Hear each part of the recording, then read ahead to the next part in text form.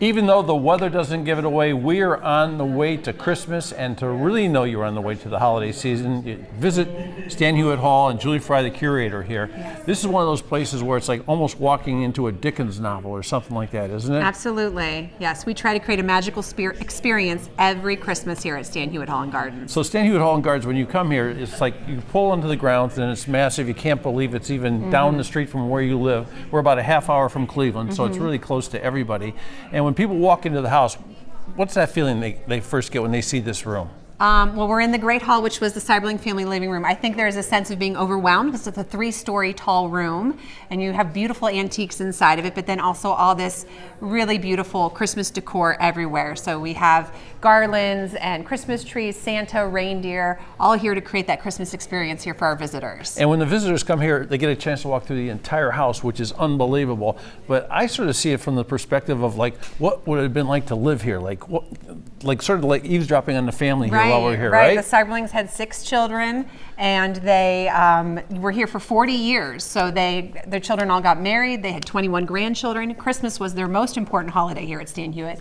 They had a huge 25-foot tree that they would always erect here in the Great Hall. One of the older male relatives always played Santa Claus. Oh, yeah. Handed out presents to the children. So it was really a great experience for the Seiberling family to have Christmas here at Stan Hywet every year. You probably lose a few people during the Christmas party because the house is so big, so many places. But one place you know they'd always show up is this beautiful dining room.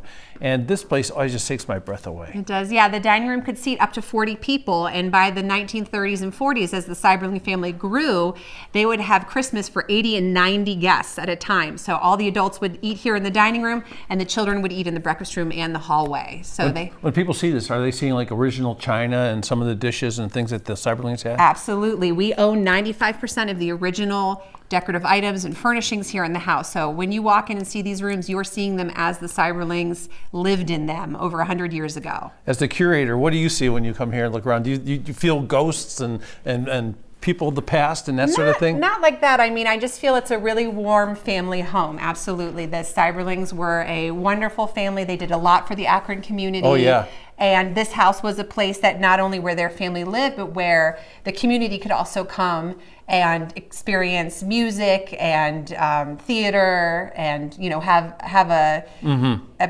experience too.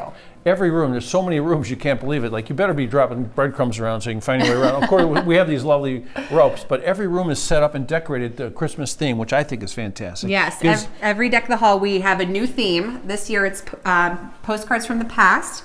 So we have invited florists and landscape designers to come in. I'm sorry, not landscape designers. Interior designers to come in and decorate the rooms, each one using a vintage postcard or Christmas card as inspiration. So every room is different. This is my room right here. This is where I wanted to end this little segment with you. In the butler's pantry, this is where the food comes out of a big kitchen, and here they'd arrange it before they ran it out to serve it to the guests. Absolutely. To feed so many people, you needed a lot of space to prep that food.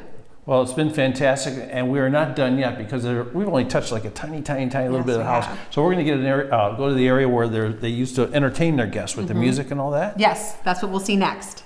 The holidays at Stan Hywet Hall. A lot more coming up.